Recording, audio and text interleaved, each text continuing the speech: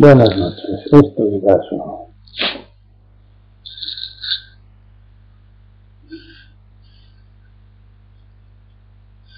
Espero que hayáis traído los oídos de oír, los ojos de ver y todo esa cosa.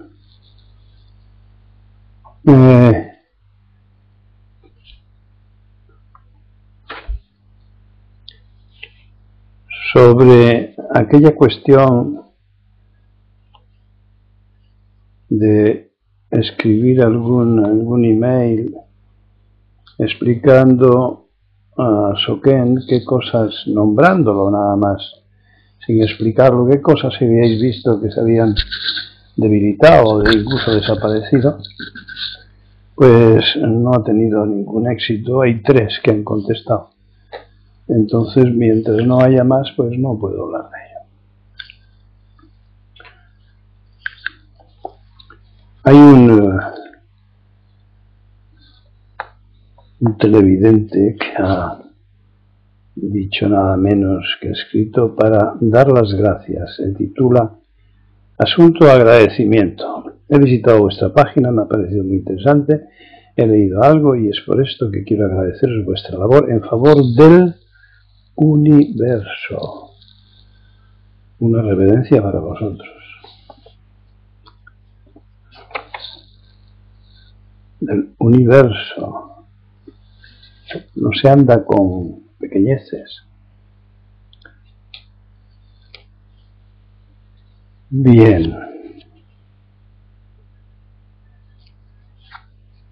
Os recuerdo que este lunes es día de Zazen para todos aquí en el templo. El lunes, a las 8:15, todos los que podáis, pues aquí.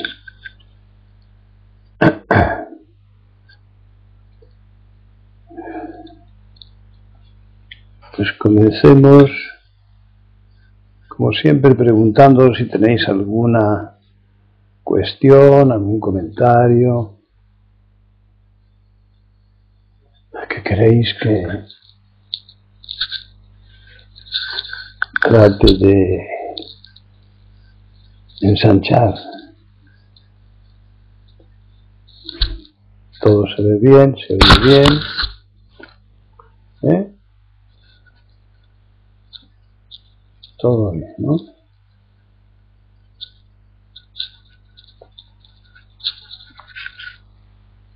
Sí. Bueno, pues el zazen vasija, es decir, el lavado de la vasija.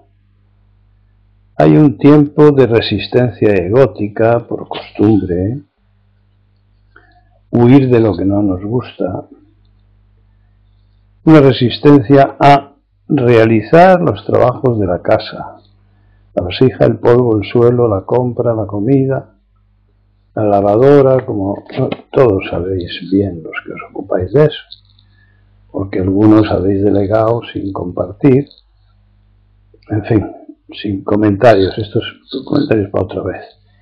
Si alguien dijera que eso pudiera cambiar, no lo creería, y por eso experimentar, practicar, no tiene sustituto. Por muchos razonamientos que hagas, pues no sirve, porque tiene que haber un cambio, una transformación del ego. Sin embargo, cuando se practica la acción,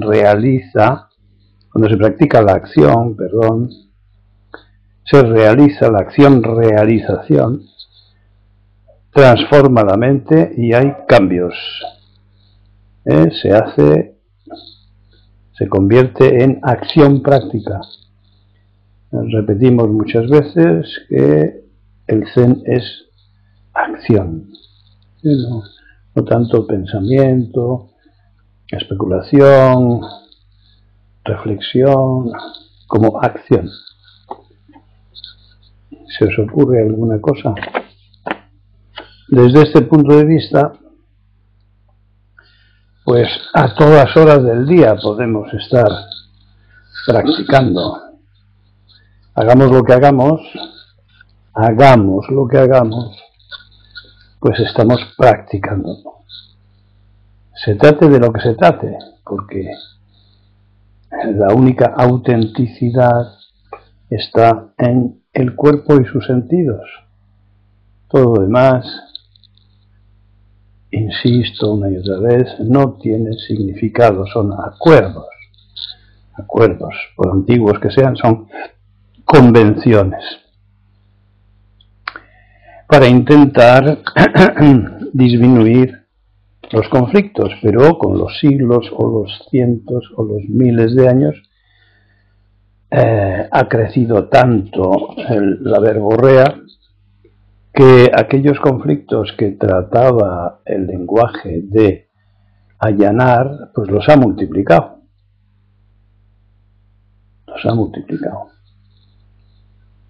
Y este es el motivo del Zen, la simplificación, la elementalización de esa confusión, reducirla a la nada y empezar a practicar, a vivir, por lo tanto, desde esa ausencia de significado. ¿Alguna cosa? ¿Significa que la fuerza de voluntad no funciona? Según para qué. La fuerza de voluntad, el esfuerzo, es muy útil para muchas cosas, pero no va a abrirte las puertas de otras conciencias. Entonces la sabiduría de Buda no tendría función.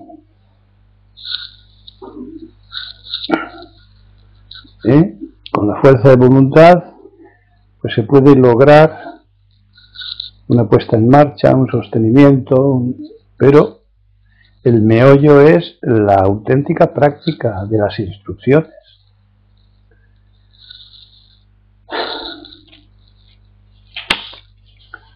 ¿Qué más?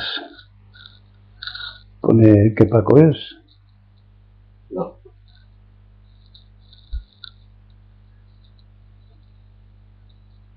Nada más. Pues unos comentarios sobre la extrañeza que algunos principiantes notan cuando oyen hablar de budismo por primera vez. Les extraña que no coincida con sus previsiones. Les extraña que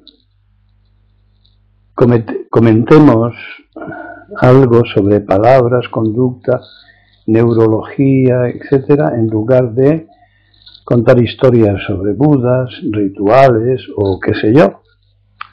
El budismo zen, repito, es vivir la vida, transformar el ego, defenderse de un mundo enloquecido que nos condiciona,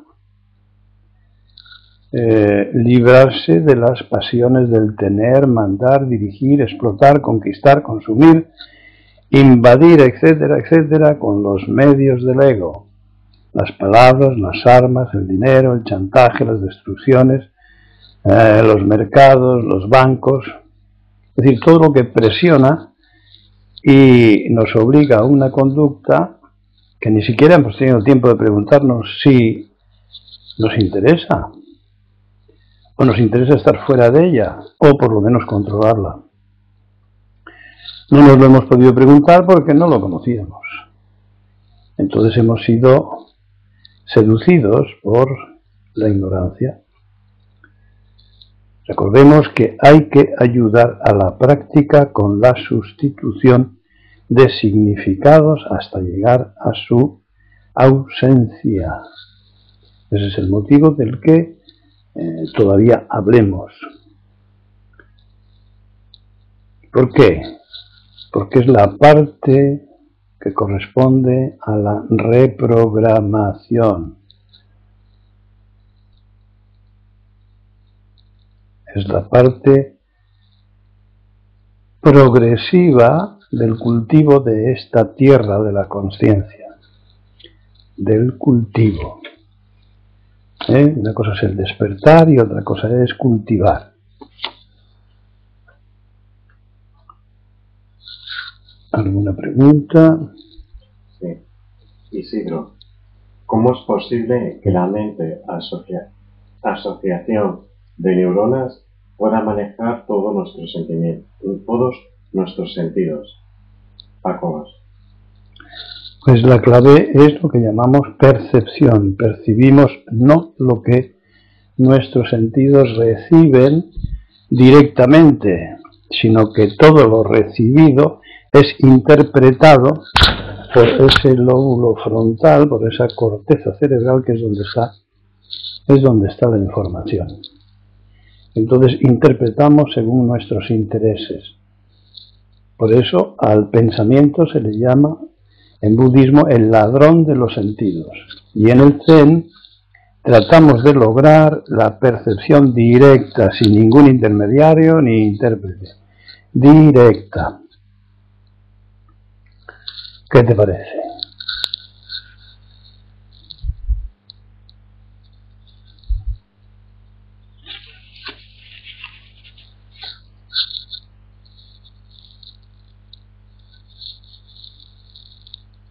Muy interesante.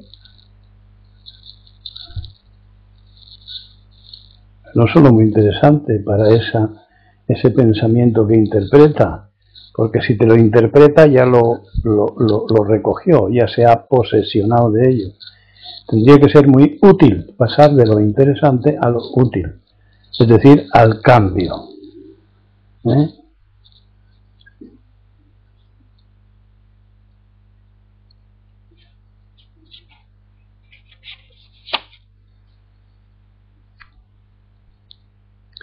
Seguir recogiendo información no es más que continuar fortaleciendo y engordando nuestro ego, con lo cual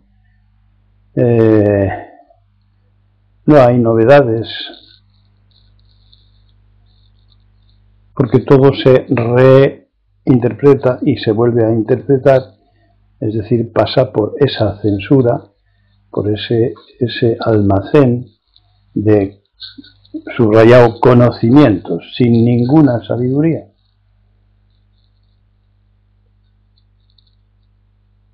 Esa es la capacidad que tiene el cerebro de posesionarse de los datos que el ambiente le proporciona, porque su objetivo no es orientarnos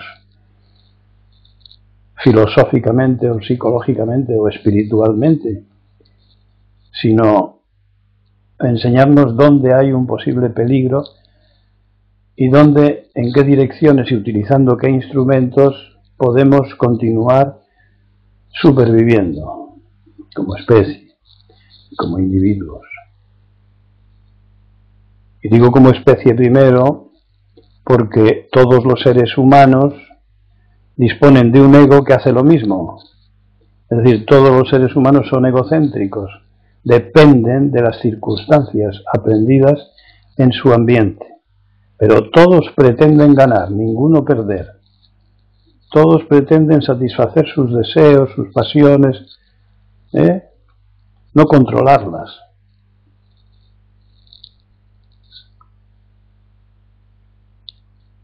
Isidro pregunta, ¿y cómo se puede uno fiar de la información que recibe? Gracias. Es que lo primero que debe hacer es no fiarse. Es decir, el que ya se ha informado, el que ya ha existido y probado y repetido sus sistemas personales y ve que le han conducido a un tipo u otro tipo de fracaso, que se manifiesta en forma de sufrimiento, pues si le ha llegado el momento, su escasa sabiduría, su propia naturaleza le ayuda a decir basta, esto se acabó, este es un camino cerrado y voy a iniciar otro camino. Y ese puede ser el camino del Zen. Entonces, la desconfianza la no confianza en este robot biomecánico que es el ego, pues nos conduce a salir de sus maneras, es decir, a salir del sufrimiento.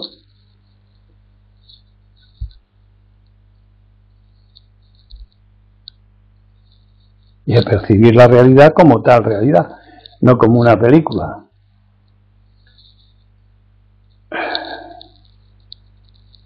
Porque lo que estamos percibiendo es una traducción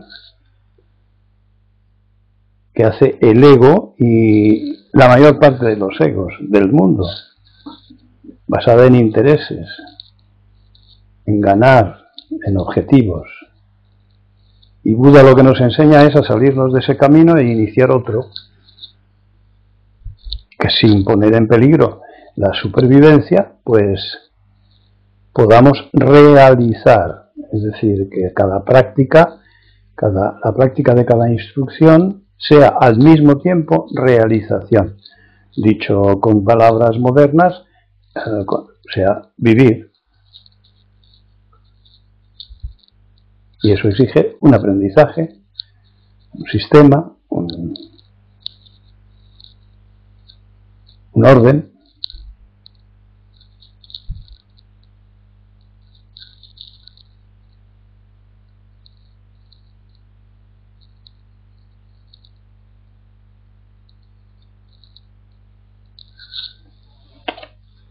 Bueno, algunos opinan que el budismo es una rama del hinduismo. O sea, Buda estaba inmerso en una cultura hinduista. Pero fijémonos, el hinduismo admira a los hombres y a las mujeres que exploran y recorren los campos de la religión, el dinero, el poder, que para ellos son equivalentes,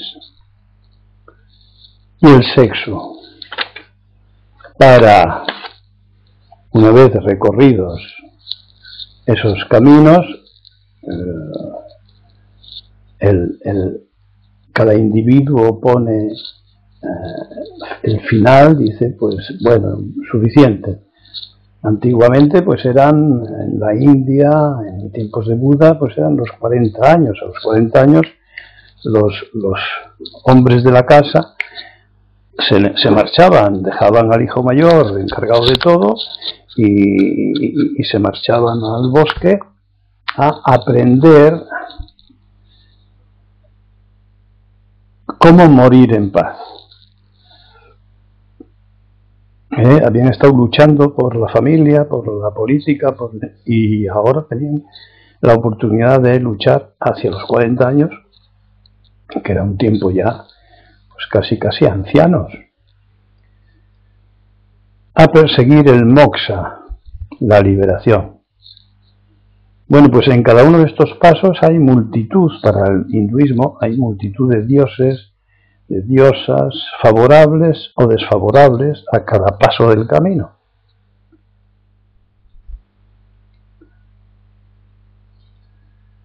Entonces, estos que ven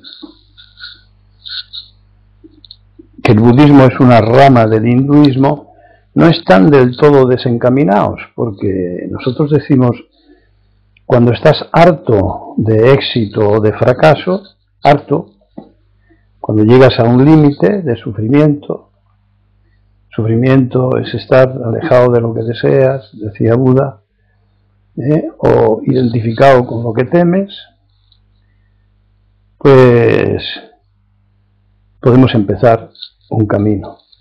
La pedagogía de Buda simplificó enormemente esa complicadísima relación con los dioses, con la sublimación de los animales, las plantas, las entelequias, los conceptos, porque la mente india es enormemente rica y ágil. Y en fin, ya veis los equilibrios que hacen para sobrevivir 600 o 700 millones de personas en un país pobre durante milenios. Claro que en milenios anteriores no eran 600 millones.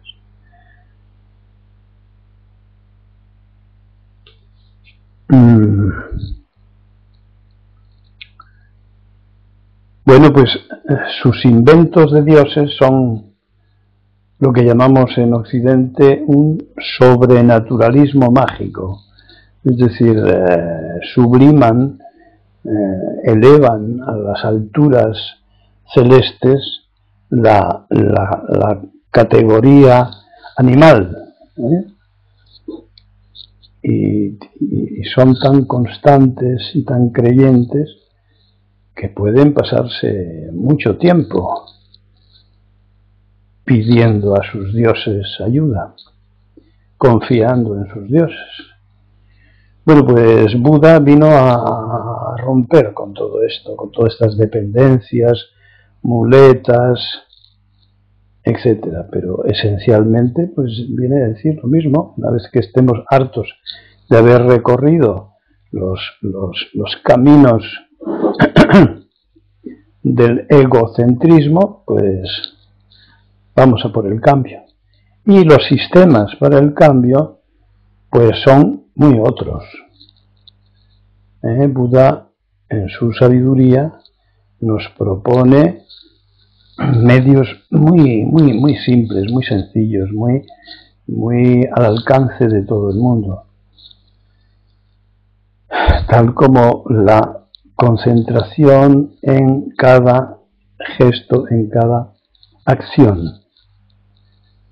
En fin, convendría que los que tenéis curiosidad pues fuerais leyendo los libros y animándoos a practicar las 3 primeras disciplinas de Daidoji, que están al final del libro, en el apéndice, y hacer zazen, es decir, meditación que no es la meditación de los hinduistas o de los cristianos o de otras enseñanzas. No se trata de reflexionar en nada, ni tampoco visualizar nada, sino al contrario, como en la vida cotidiana, desprenderse de prejuicios, juicios, costumbres, hábitos, etcétera, simplificar su vida y algo más. Y para eso pues es necesario tomar refugio, pertenecer a una sangha en la que se ayudan unos a otros en las cosas más simples. Se reúnen y reprograman así su cerebrito en otras direcciones. ¿Alguna pregunta, algún comentario? Sí, caso. ¿Y en esa percepción directa juega algún papel la memoria? Claro, la memoria es una de nuestras conciencias muy importantes, porque si no, pues tendríamos que empezar por aprender a abotonarnos la camisa. Y todo lo que es útil, repito, útil, ha de ser recordado, y lo inútil dejado caer. Entonces lo que es útil, suelo decir siempre lo mismo, con el Zen no se aprende a salir por las ventanas, seguimos saliendo por las puertas. Es decir, no es una extravagancia más, sino un lavado de cerebro con lejía, cepillo y jabón. Y lo que queda pues es lo de aquella frase de aquel maestro: cuando el estanque se seca, los peces quedan sobre el suelo. Algo tan elemental como eso, freír un huevo, etcétera. Y sigo. Me dieron una dirección para poder leer sus libros, pero no puedo entrar en esa dirección. ¿Me la podría dar? www.zembria con N con Z. zembria.com. Con eso ya estás dentro. Sin fugas. Vamos más. Seriedad. Ser serios es equivalente, pregunto, a ser aburridos, tristes, no buena compañía, intratables. Pues ni lo sé ni me importa. En el Zen no hay objetivos, ni de ser divertidos, ni tristes, ni esto, ni lo otro, porque se trata de salirse de ese dualismo de los opuestos, triste, alegre. Hombre, hay millones de estados de ánimo que no sean precisamente o este o el otro. Eso es de un simplismo cerebral pues excesivo. Entonces, como no hay objetivos, no se busca nada, ningún extremo. Es parecido a lo que dicen que dijo un padre gitano cuando le preguntaron qué dejaba a su hijo y contestó: la ausencia de principios. Es decir, se trata de llegar al cero y a partir del cero empezar a percibir directamente. Y como estamos rodeados de un mundo, de una naturaleza infinitamente rica e infinitamente sabia, y tenemos un cuerpo que pertenece a ese mundo, pues ella solita, sin fuerza de voluntad, nos va a informar de qué es lo que conviene saber y cómo utilizarlo. Esto comprendo que para un ego avanzado pues sea difícil de creer, pero cuando uno no tiene más remedio, pues lo cree, lo practica y lo comprueba. Así que cada momento trae su estado de ánimo correspondiente,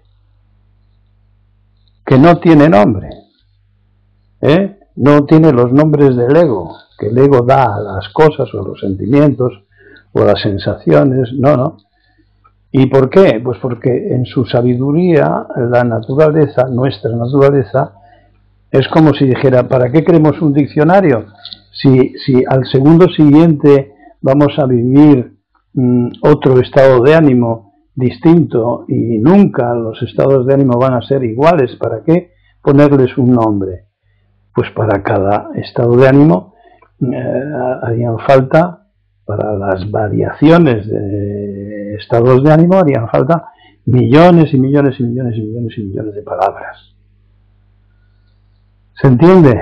O sea, en el Zen se dice: todo pasa, nada permanece, excepto el presente. Pues se trata de vivir el presente, pero no poniéndole palabras ni aumentando los conceptos. En resumen, cada momento trae su estado de ánimo correspondiente, no están separados. El único chiste payaso del que reírse es el propio ego. Cada vez que le vemos, pues es lo que llamamos reírse de uno mismo. Ese es el comienzo del humor. No hay que inventarse chistes, de menudo chiste estamos hechos todos, con nuestra falsa seriedad y demás falsedades. Entonces simplemente ver jugar a nuestro ego el juego de la ganancia y de la pérdida correspondiente, que se transfiere en sufrimiento, pues ya es bastante. Teatrillo. ¿Alguna cosa?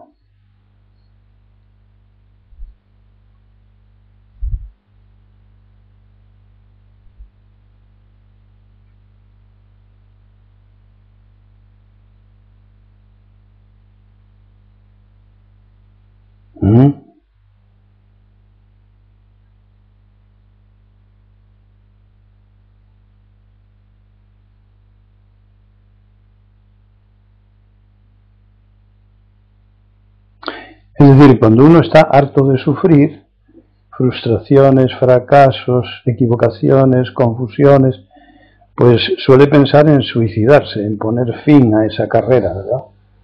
Bueno, pues que suicide a su ego, no que se suicide él, que se dé oportunidad al cambio, ¿eh? Eso es lo que yo llamo, pues, suicidar su ego.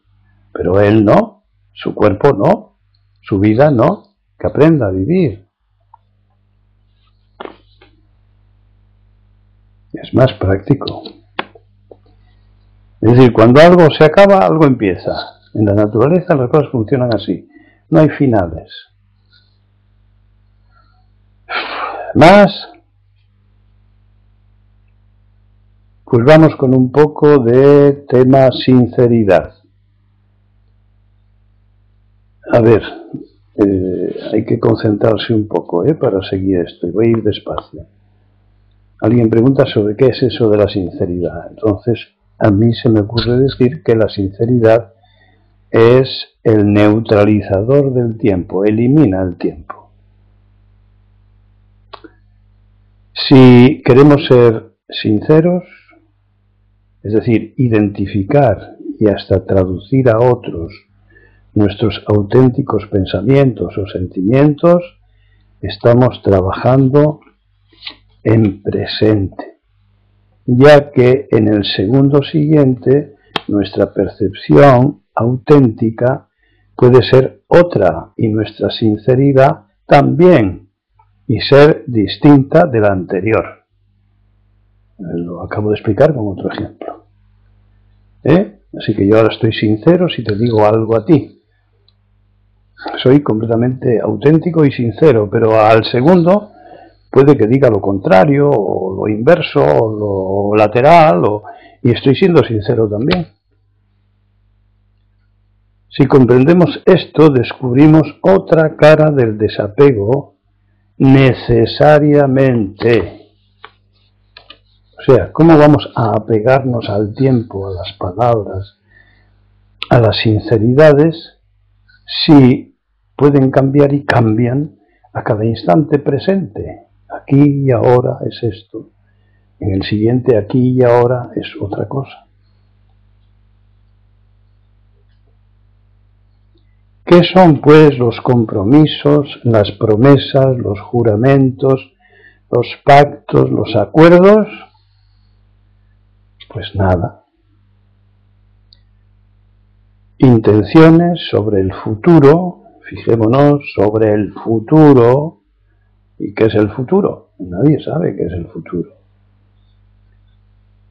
Intenciones sobre el futuro, un futuro que no existe, esfuerzos de un sustituto de la lealtad para mantener intereses. Es como una forma, una firma en un pagaré, en una letra de cambio que se hace en un banco.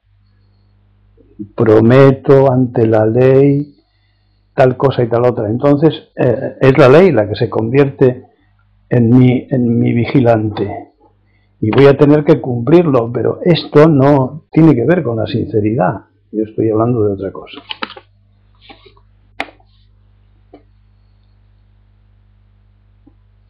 Entonces la ley te va a hacer responsable del futuro. Pues esto es una cosa como muy irreal, ¿verdad?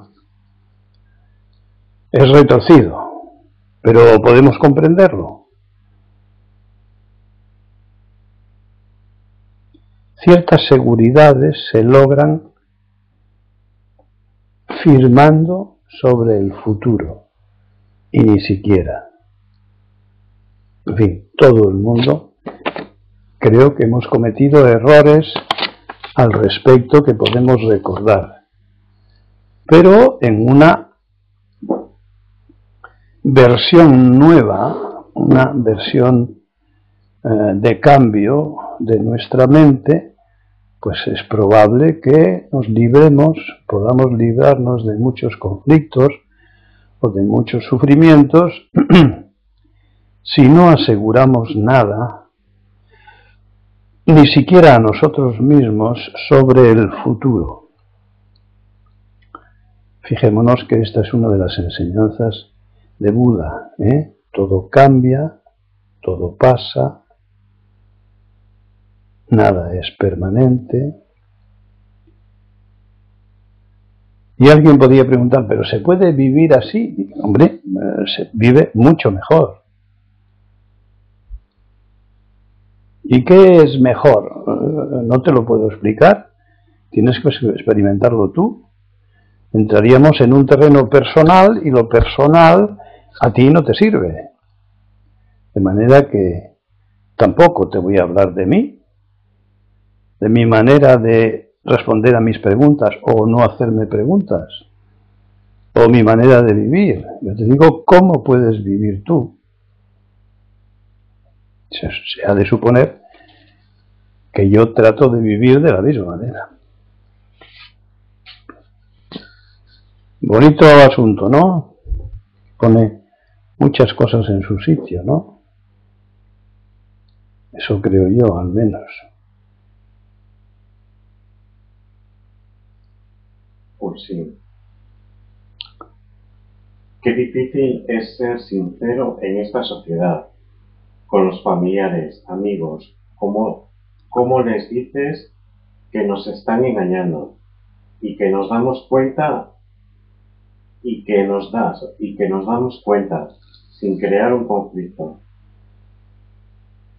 ¿Pero tú qué quieres? ¿Que todos los demás piensen como tú? Pues estás arreglado. Esa es la fase política, la fase religiosa. Tú tendrías que estar, como todos los que quieren cambiar, cambiando. Es decir, no trates de convencer a nadie de nada. Que se ocupe cada uno de convencerse a sí mismo de lo que quiera. Qué difícil es, eso es una queja. Entonces en el Zen no caben las quejas, pero ya se sabe que todo cambia. Ya se ha entendido y además se ha realizado. Se ha practicado el cambio. Se ha practicado el desapego.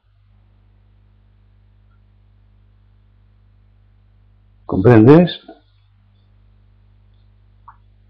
¿Sí? Si no nos metemos en el mismo lío de siempre, de querer cosas, de querer que los demás se adapten a nosotros, que el tiempo y la climatología pues se adapten a nuestros gustos, pero el de al lado dice, pero eso que para los frutales la nieve viene muy bien. Coño, ya la hemos hecho gorda, ya estamos en conflicto este y yo. Yo no quiero la nieve, él sí. ¿Qué es el desapego? No depender de nada.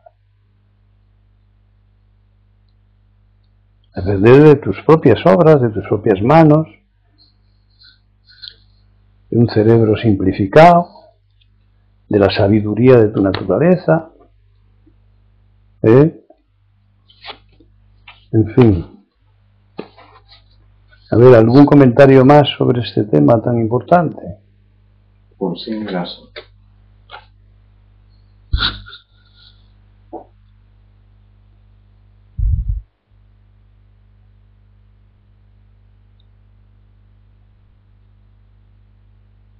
Este tema es esencial porque pone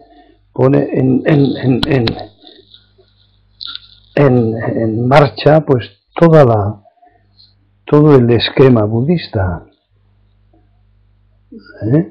La desconfianza de las palabras, el desapego, el aligeramiento del saco con el que cargamos nuestros cadáveres.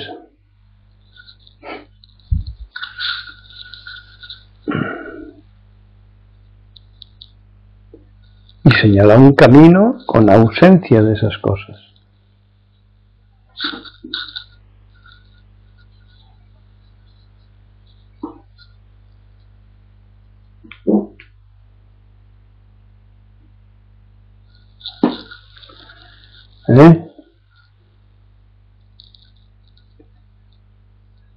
¿Se entiende o no se entiende?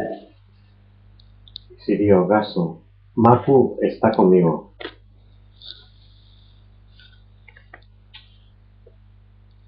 Maku.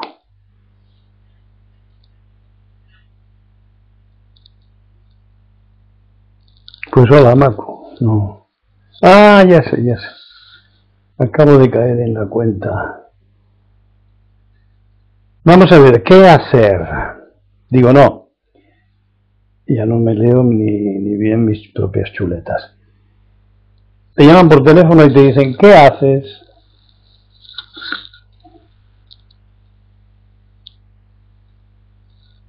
No está mal la pregunta, ¿eh? No pregunta por pensamientos, ni sentimientos, ni proyectos, sino sobre acciones. ¿Qué haces? ¿Qué estás haciendo? Bien, pero mejor aún es empezar hablando de uno mismo. Estoy haciendo tal cosa. O pasa tal cosa por mi ego. Claro, para eso hay que ser de la sangha, ¿no? Para que nos entiendan. ¿Qué es sangha? Sangha es el grupo de practicantes que se conocen, que saben por dónde van, que se comunican muy poco. Es decir, primero hay que dar y después pedir. Estoy haciendo tal cosa. ¿Qué haces tú? A lo mejor no hace falta ni decirlo. El otro te va a dar, dar su experimento, su experiencia del momento. ¿Qué haces? Cuando me preguntan a mí, ¿qué tal estás? Pues yo digo, pues sentado. Estoy sudando, o con hambre, es decir, las cosas referentes al cuerpo. Siempre el cuerpo es el centro. Es que no se puede pensar, sí, pero ya pensarás cuando hayas reeducado a tu ego y tu sistema nervioso, cerebral, de pensamientos, etcétera, se haya incorporado al proceso de limpieza.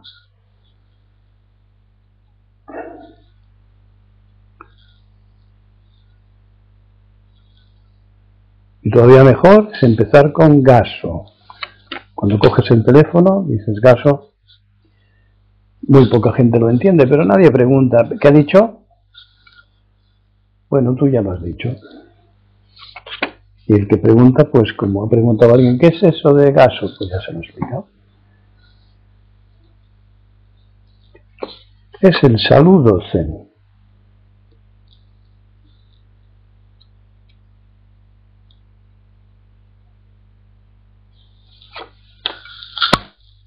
Venga, ¿algún comentario sobre qué haces?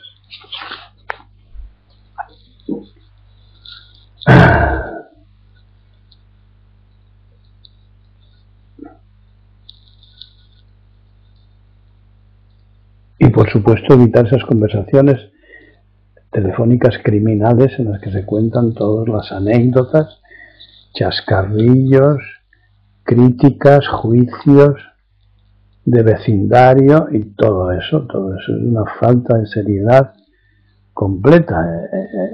El que se comporta así difícilmente puede llegar a percibir la realidad, sigue en la película de los juicios y los valores y toda esa mandanga, ¿no? Ah, pero es que esa mandanga no es buena. Y, hombre, pues pon la televisión y mira cómo está el mundo. ¿Cómo está el mundo? Es que nos podemos sentir orgullosos. 30 guerras constantemente en marcha. Los fabricantes de armas están como locos, buscando nuevas guerras, desencadenándolas. Un tercio de la humanidad se muere de hambre, otro tercio de la humanidad pues padece enfermedades y no puede pagar los medicamentos. Otro tercio de la humanidad come lo que los institutos de consumo y comercio promueven. Otros acumulan semillas para tenerlas que comprar mañana y sus correspondientes, etcétera, etcétera, etcétera. En fin, un mes de ver la televisión, los telediarios, con cierta conciencia, pues nos pueden llegar a ayudar a despertar en lo que es la neurosis humana, la enajenación en el ego, el egocentrismo y la codicia generalizadas, que globalmente no hay manera de caer en la cuenta y soltárnosla. Fijaros lo que está pasando con la crisis económica y tal, se sabe quiénes son los responsables, pero no pagan. Pagan los trabajadores, pagan los que producen lo básico para poder alimentarse uno, y son pésimamente pagados, pero con toda intención, para que no tengan más remedio que seguir trabajando en esos trabajos que son los que les permiten sobrevivir. ¿O es que nos chupamos el dedo? Hay que haber aprendido algo, ¿no?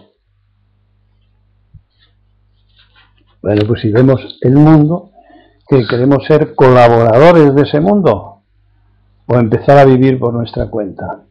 Y no hace falta decírselo a nadie, ni hacer proselitismo, ni contarles a los amigos, como decía alguien antes, qué difícil es convencerles, que no tienes que convencerles, que tu vida es tu vida y solo tu vida, que a tus propios hijos no podrás transmitirles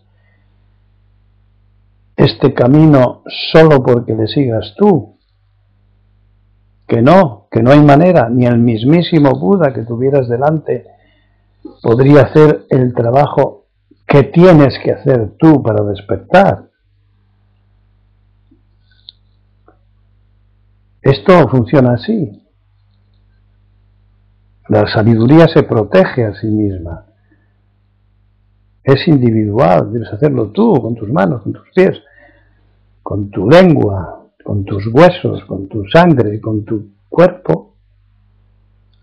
¿Sí o no? ¿Sobre él? ¿No? Isidro pregunta algo. Uy, Isidro, qué barbaridad, qué preguntón. Lee, Isidro. ¿Por qué las cosas simples suelen parecer tan complicadas? Ay, ¿qué te contesto yo, Isidro? ¿No has mojado la pluma y ya quieres encuadernar el libro?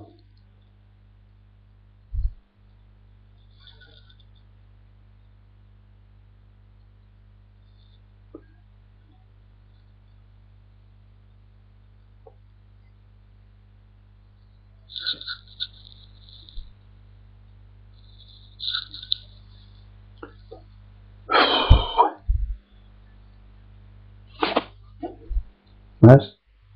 No. Algo sobre la mente. A ver.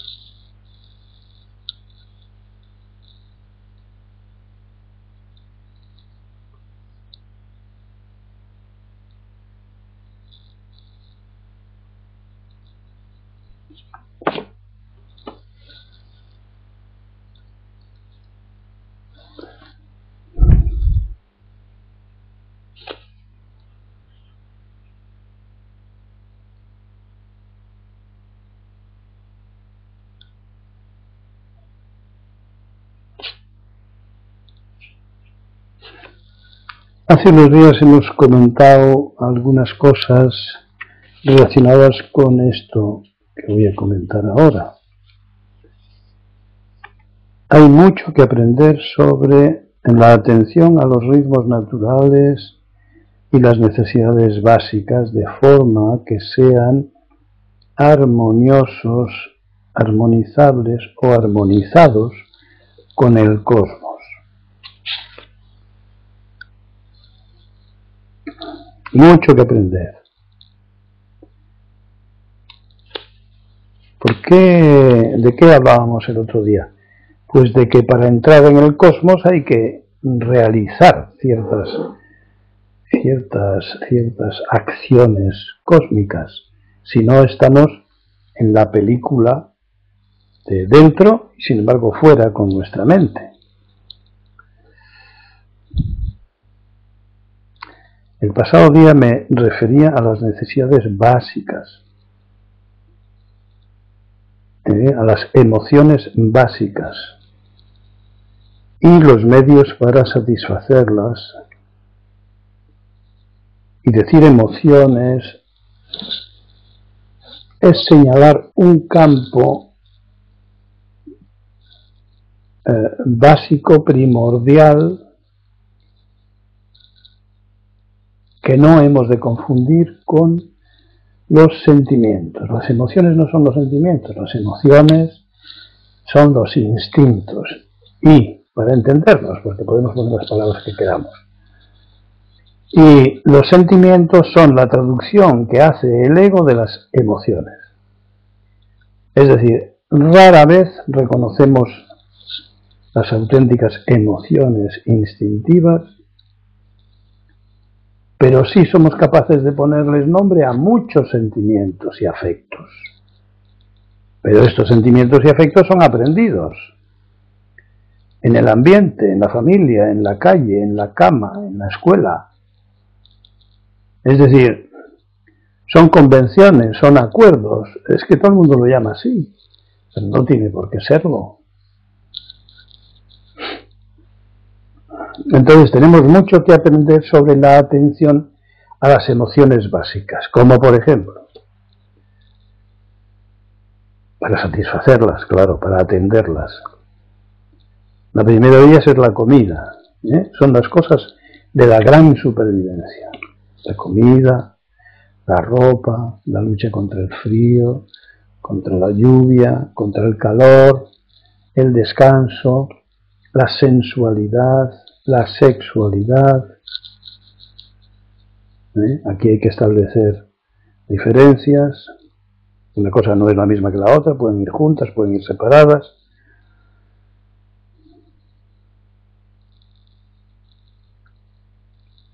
Empezando por la comida, tenemos que aprender muchas cosas. Los monjes zen, desde muy jóvenes, con muy poco dinero, tienen que aprender a combinar las pocas viandas que logran con su escaso dinero y con lo poco que les den. Hay muchos de ellos que están en las estaciones con su gran sombrero, con su cuenco en la mano, la vista baja, algunos con campanilla, otros no. Esto se llama takuhatsu. Se pueden recorrer los pueblos de puerta en puerta, unos te dan, otros no te dan comida o algo de dinero, en fin. Esta tradición se va perdiendo, pero yo la he recorrido con otros monjes cuando estuve en Tsubigakuin con el maestro Moriyama. Entonces,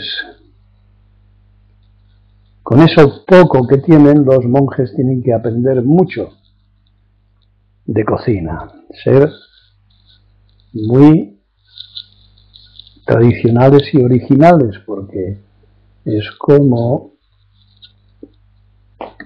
todo practicante del Zen no debe tirar nunca nada de comer. Entonces, si comes generalmente un solo plato, pues lo que te sobre, lo que hayas hecho de más, arréglatelas para cenar, compleméntalo. Esto se llama control, austeridad, como quieras. Bueno, pues estos monjes tienen que tener conocimientos de cocina, han aprendido con otro y además originalidad. Eso que desde luego se llama imaginación para hacer combinaciones que unas veces son más felices que otras, pero generalmente irrepetibles, porque nunca tienes las mismas cosas y hechas de las mismas maneras. Así que una cocina suelta, sana.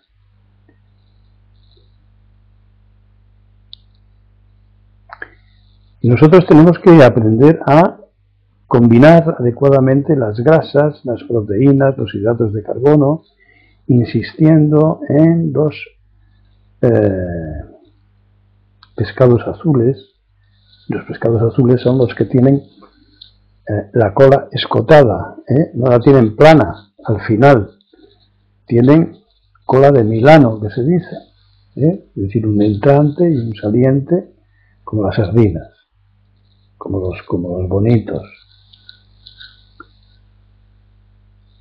Esos son los azules.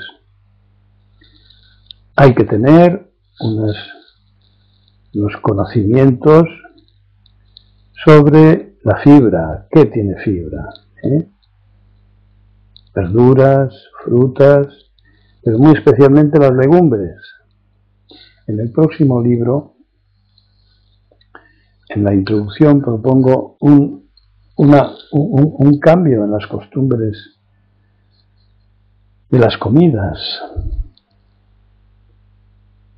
porque la tierra no va a poder con el peso de dedicar una enorme cantidad de superficie a dar de comer a vacas, porque hemos entrado en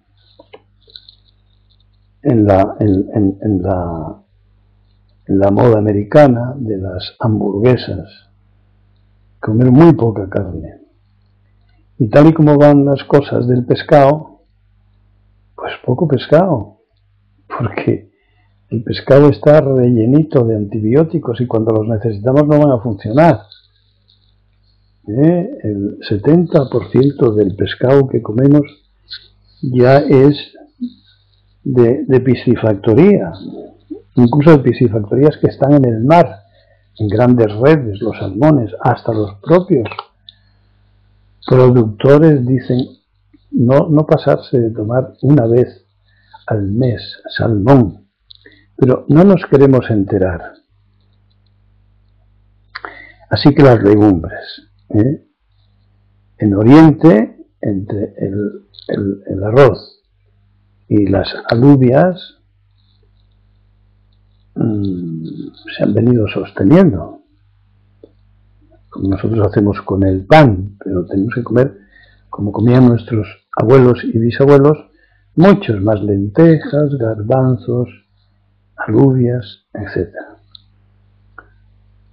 ¿Qué es más saludable? ¿Comer 3 veces al día mucho o 5 comidas al día poco? Pues 5 comidas poco copiosas, poco abundantes y mucho agua, 2 o hasta 3 litros en las comidas, caldos y zumos. Los que vivimos en el campo hemos de reconocer también las verduras silvestres comestibles. Pongo por caso la pamplina, que ahora ya está dando flor y todavía se puede comer, pero mucho menos que estos meses pasados. La ortiga, que ya está saliendo, el diente de león, que también está saliendo, tienen gran valor medicinal y es el tiempo en que las verduras plantables pues, se dan malamente. Bueno, podríamos continuar con el ejercicio físico, pero me estoy cansando de oírme hablar solo. De manera que lo vamos a dejar aquí y continuaremos el próximo día. Y que fuera yo el oráculo de Delfos.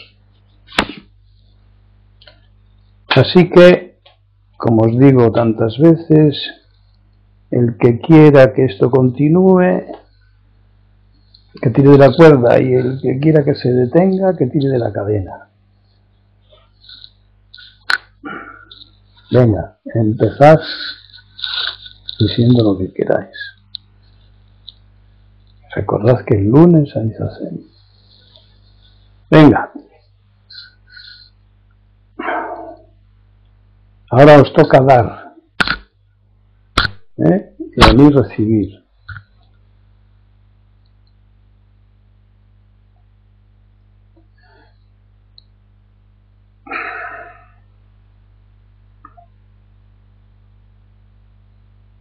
Y a Soken. Soken también quiere recibir. ¡Vamos! ¿Ya os he dormido otra vez? ¿Qué necesidad de sueño tenéis, Preguntaos por qué.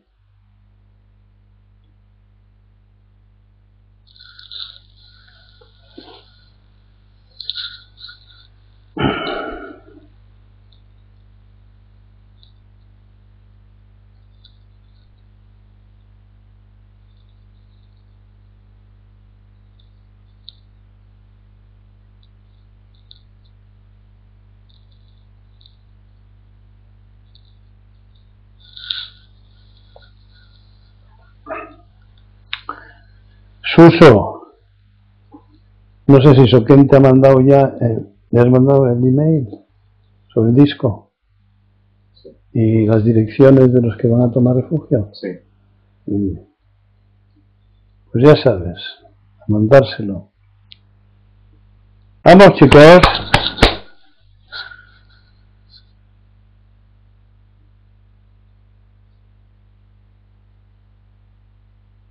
¿Cuántos hay? 17. Hay dos más que antes, ¿no? Los últimos, ¿quiénes son? Sí.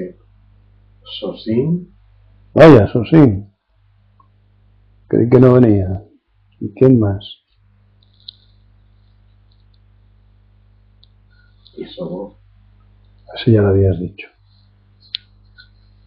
Eso sí. Serían Suso y Sosin. Sobo salió y volvió a entrar. Uy, qué cosas.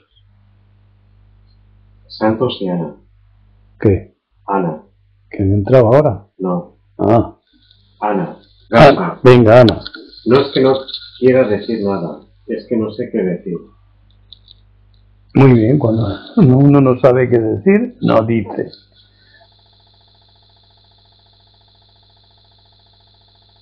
Es cuando me mandáis los nombres y la carta que no he recibido.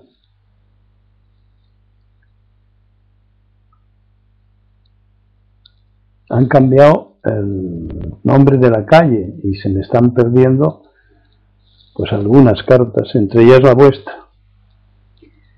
Así que escribidla otra vez, se la mandáis a Soken y me mandáis los nombres, que ya estaréis recibiendo información de Soken, ¿no? Sobre las prácticas y todo eso. Dicen que sí y se da que no tiene que llegar. ¡Oh! El destino, vaya. Hemos dado con el destino. El sino. ¿Habéis pensado alguna vez? Sino, sí, no, sí, no, sí, no. La oposición del sí y el no, lo llaman sino, Qué listo el que puso ese nombre. Pues eso de será que, si crees en brujas, en adivinaciones, no te puedo dar refugio.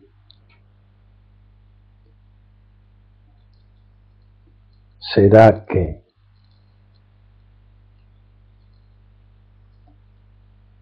Ha habido guerras y todo por ese asunto de la predestinación.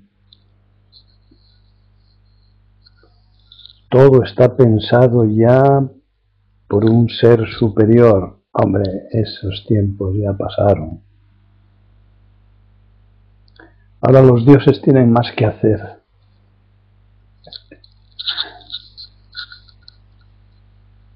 Origami. En sus piscinas del Caribe.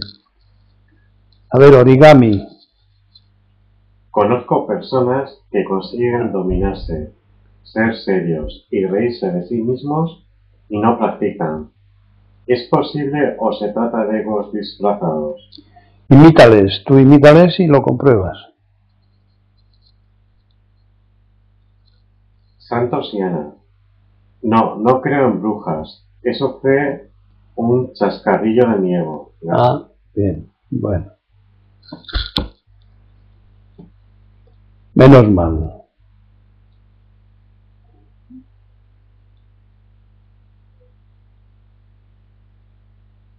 Venga, más cosas.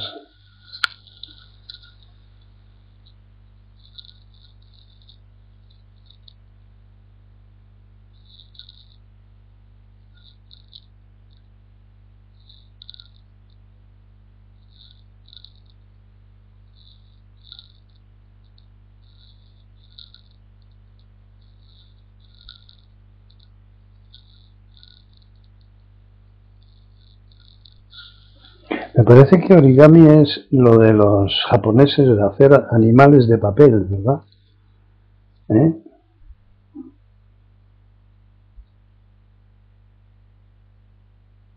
Aquella pajarita que hacía Unamuno, tan característica.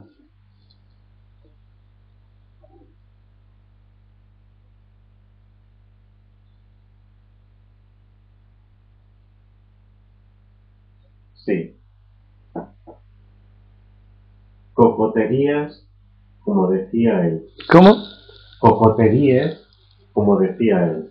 No sabía que dijera esas cosas.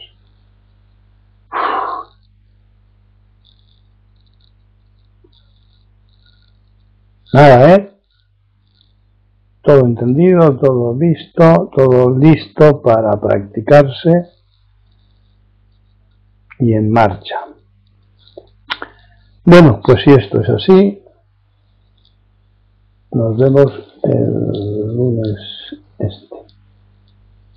Cuidaros todo lo que podáis.